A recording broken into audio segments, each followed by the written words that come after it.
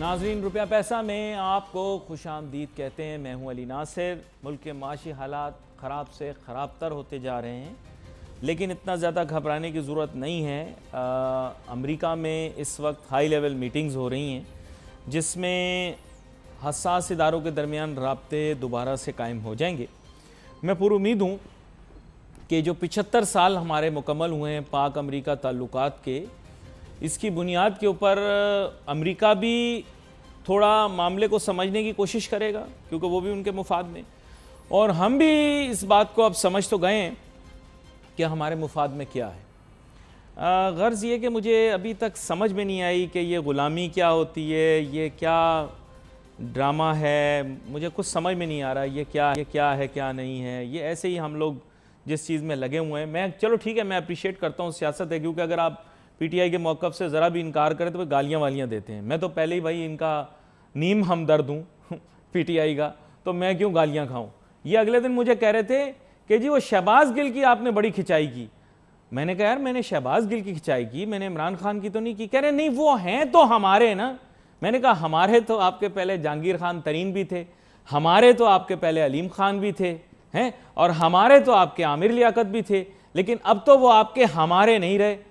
تو میرے خیال سے اس کو بھی پرایا کر دیں آپ، ایک شہباز گل صاحب کو اور ایک فواد چودھری صاحب کو، تو یقین کریں کامیابی آپ کے پاس بڑی آسانی سے آ جائے گی. اگر ان دو اشخاص کو اپنے پاس رکھا تو خان صاحب میں لکھ کے آپ کو دیتا ہوں، جیسے میں عامر لیاقت کی دفعہ کہتا تھا، اس میڈیا کو اگر کسی شخص نے برباد کیا تو وہ عامر لیاقت، ہماری کرکٹ کو کسی شخص نے تباہ کیا تو وہ شاہد آفریدی. اور دیکھو میں اپنی بات پر قائم رہتا ہوں، لوگ گالیاں گلیاں دیتے رہتے ہیں، پھر ان کو خود احساس ہوتا ہے کہ یہ شاہد آفریدی نے کرکٹ برباد کی، عامر لیاقت نے میڈیا برباد کیا. تو خیر اینی وے، اب آپ کو پتہ ہے شاہد آفریدی چھکے مارتا تھا، ہمارے لوگوں کو چھکے بہت پسند ہیں، اسی لیے ان کو شاہد آفریدی بھی پسند تھا. اینی وے، میرے ساتھ بہت ہی اہم مہمان شامل گفتگو ہیں.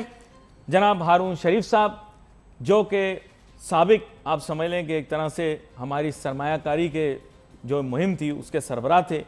ویلکم کرتا ہوں سر آپ کو شو میں، اور میرے خیال سے تھوڑے بہت آپ میری باتوں سے محظوظ بھی ہو رہے ہوں گے اگر آپ ابھی تک ان دونوں سے ڈسے نہیں گئے تو، جن کا میں نے ذکر کیا. ویسے میں نے ذکر کسی کا بھی نہیں کیا، لیکن میرے خیال دل میں آپ بھی میرے ساتھ اتفاق کرتے ہیں، گزارا آپ نے بھی ان دونوں کے ساتھ کیا. خیر موونگ اہیڈ، اس چیز سے آپ کو آگے لے جاتے ہوئے سر، یہ معاشی طور پر we are on the verge of virtual destruction. People are telling us that Sri Lanka is not far away here. What do you see in future? جی بہت شکریہ علی ناصر صاحب.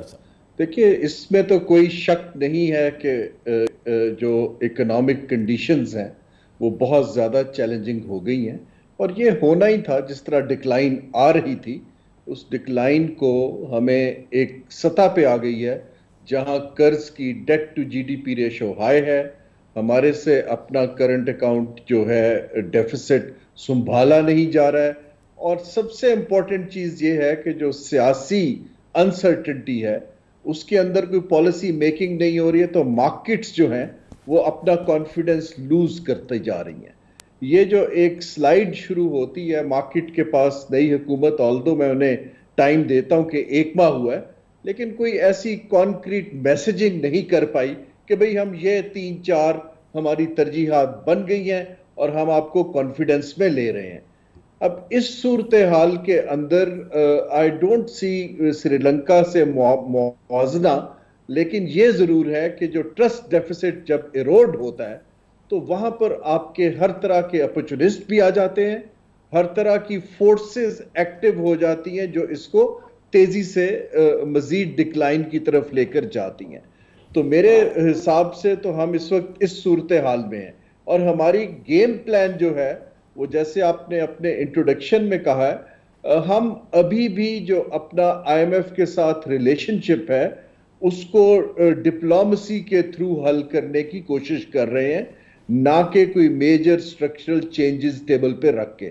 دیکھیے میں معذرت آپ کو لقمہ دے رہا ہوں، نیشنل سیکیورٹی کا جہاں تک معاملہ ہے sir, I think that's the priority. تو اس وقت کیا ہے کہ ہمارا نیشنل سیکیورٹی اپریٹس اور ان کا national security apparatus, we are trying to reach a compromise.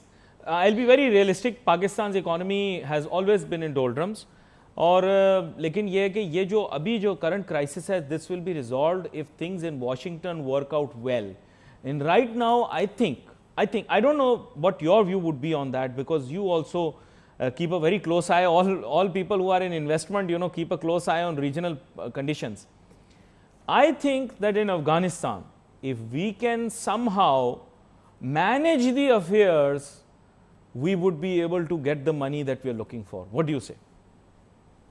دیکھیے ہمارا جو یہی میں آپ کو ایکسپلین کر رہا تھا کہ جو ہمارا ایک اسٹریٹجک ڈپلومیٹک لیوریج ہے وہ تو یہاں پر بیسیکلی دو ہی چیزوں پر چل رہی ہے. ایک چیز ہے افغانستان جو کہ پچھلے بہت سالوں سے چل رہا ہے.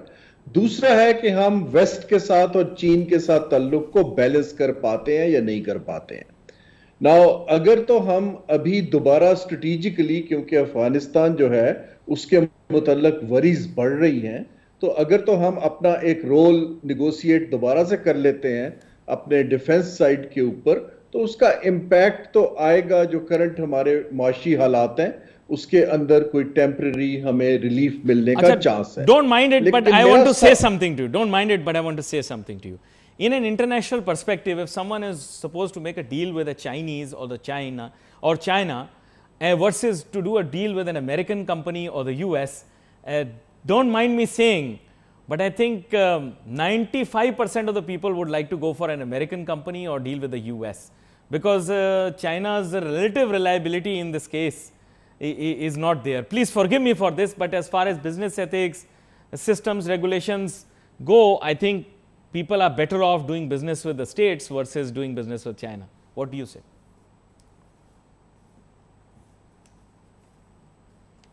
جی کمفرٹیبل ہے، لیکن میں کہنا یہ چاہ رہا ہوں کہ اس وقت ویسٹرن کمپنیز کا ہمارے علاقے میں انویسٹ کرنا از ویری ان لائکلی. ہاں ہمیں ملٹی لیٹرل سپیس مل سکتی ہے لیکن یہ جو کمپنیز ہیں کیونکہ وہ انورڈ لوکنگ ہو چکے ہیں ان کی ترجیحات I don't think Pakistan as an investment destination ہے. ہاں پاکستان کی اسٹیبلٹی میں ان کا انٹرسٹ ہے, خطے میں ان کا انٹرسٹ ہے, ایک بیلنسنگ ایکٹ میں ان کا انٹرسٹ ہے, ساؤتھ چائنا سی میں ان کا انٹرسٹ ہے. میں یہ عرض کرنا چاہ رہا ہوں کہ اگر تو ہم نے اپنے لون رول اوور کرانے ہیں سعودی عربیہ کے, اگر ہم نے آئی ایم ایف کی ٹرانچ کے اندر کچھ ویور ایکسپیکٹ کرنا ہے, پھر تو یہ جیو پولیٹیکل لنکیجز جو ہمارے ری اسٹیبلش ہو رہے ہیں اس کا ویلیو ہے.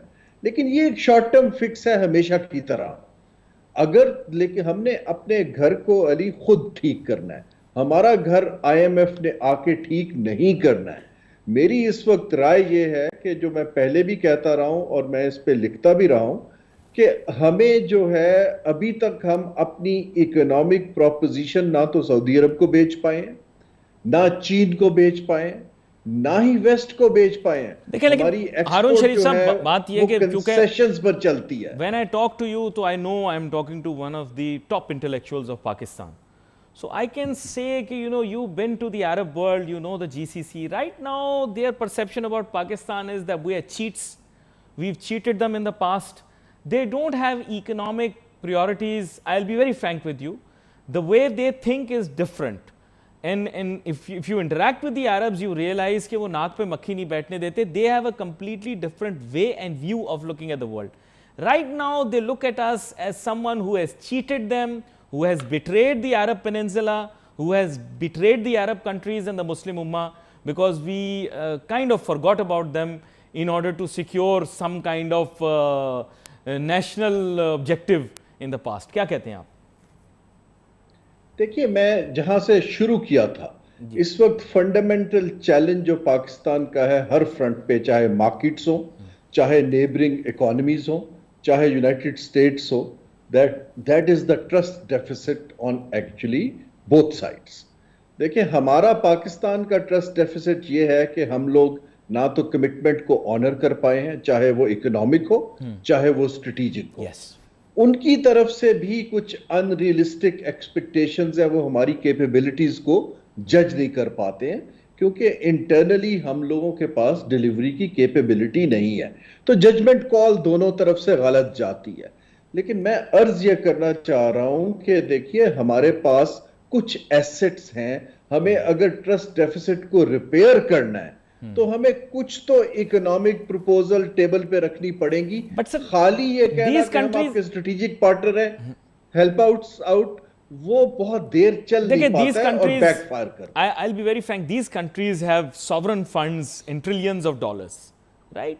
If we had good terms with Abu Dhabi, if we had good terms with UAE, Sheikh Khalifa bin Zayed would have bailed us out very, very quickly.